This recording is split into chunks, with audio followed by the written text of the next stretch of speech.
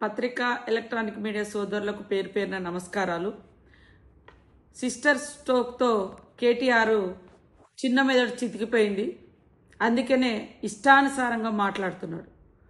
కాళేశ్వరం విషయంలో కమిషన్లు తీసుకున్నప్పుడు గుర్తురానటువంటి భయం ఈరోజు కమిషన్ ముందుకు రావడానికి మాత్రం భయపడుతున్నారు.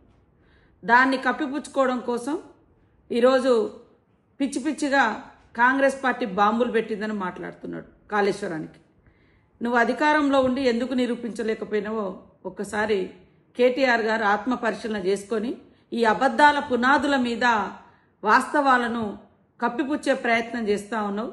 అబద్ధానికి అవార్డు రావాలంటే ఇవాళ గోబెల్స్ మించిన గ్లోబల్ ప్రచారంలో గ్లోబల్ అవార్డు కేటీఆర్కి ఇవ్వాలి.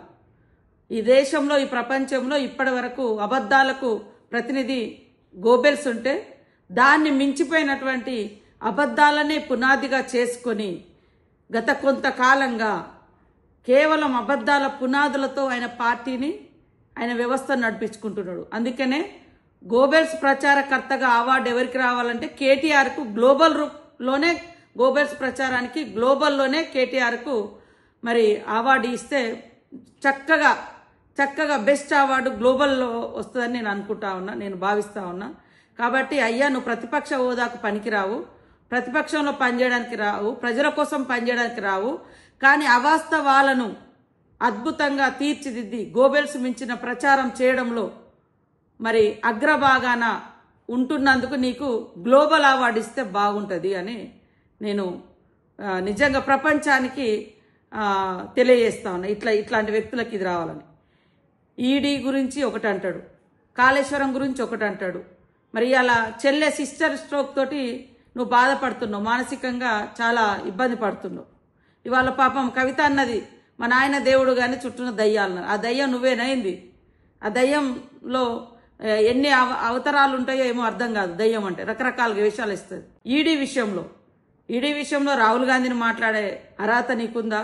ఇతరుల త్యాగాల మీద రాజభోగాలు అనుభవించి కుటుంబం అంతా కూడా ఇవాళ దాచుకొని తిన్నదంతా కూడా బయటకు వస్తూ ఉంటే ప్రజలకు వచ్చి జవాబు చెప్పుకోలేక కాళేశ్వరం మీద బాంబు పెట్టిరంటారు. కాళేశ్వరం కూలిపోయినప్పుడు అధికారంలో ఉన్నది నువ్వు.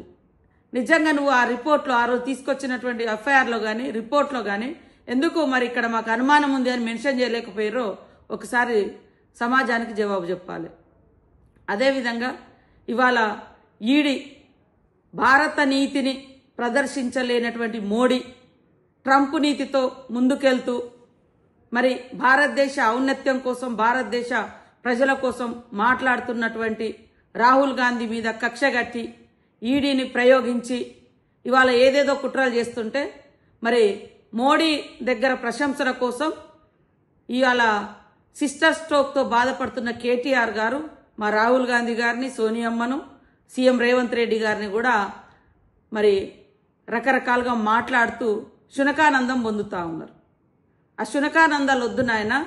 ఇవాళ హెరాల్డ్ కేసు విషయంలో మీరు ఇవాళ ఏదైతే ఈడీ అభియోగం మోపిందో ఆ రోజు సీఎం గారు 2019లో పిసిసి అధ్యక్షుడిగా ఉన్నాడు, సీఎంగా లేడు.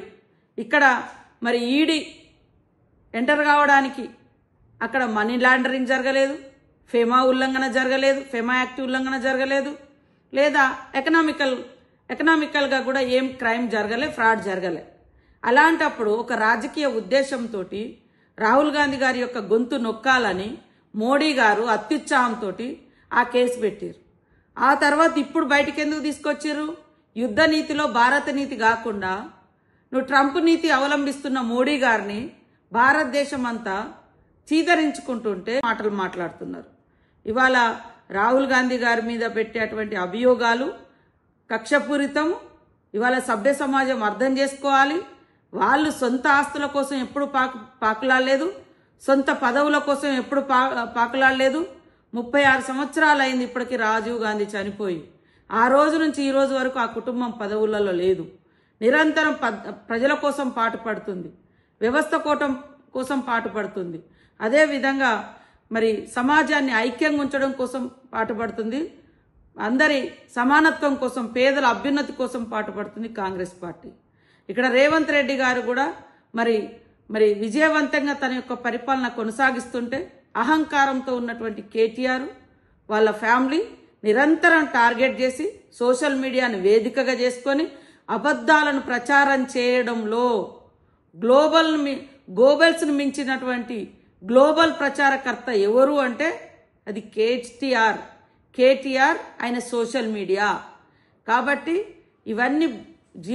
ఇవన్నీ చేసేటువంటి తప్పుడు ప్రచారాలు పబ్లిక్ నమ్ముతలేరు. కాబట్టి పదే పదే అబద్ధాన్ని ప్రచారం చేసి అదే నిజమని నమ్మించేటువంటి ఆ యొక్క మానసిక వ్యాధిలో కేటీఆర్ ఉన్నాడు.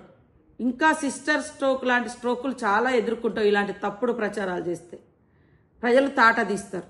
కాబట్టి తప్పుడు ప్రచారాలు మానుకొని వాస్తవాల మీద నిలబడి ఒక నిర్మాణాత్మకమైనటువంటి ప్రతిపక్షంగా నువ్వు కొనసాగు. అప్పుడు బాగుంటుంది. ప్రజలు నిజంగా నువ్వేమన్నా మంచి మాట్లాడితే ఇది నిజమే కదా అని అనుకుంటారు. కానీ అబద్ధాలను అనేక సార్లు చెప్పడం మూలంగా నువ్వు అబద్ధానికి పుట్టిన బిడ్డగా మారిపోయినవు, అబద్ధానికి పుట్టిన వ్యక్తిగా ఉంటావు. గోబెల్స్ను మించిన మరి గ్లోబల్ ప్రచారకర్తగా నువ్వు మిగిలిపోతావు. అది గుర్తుపెట్టుకో కేటీఆర్. రాహుల్ గాంధీ గారి మీద, రేవంత్ రెడ్డి గారి మీద పదే తప్పుడు కూతలు మానుకోవాలని కోరుతా ఉన్నా.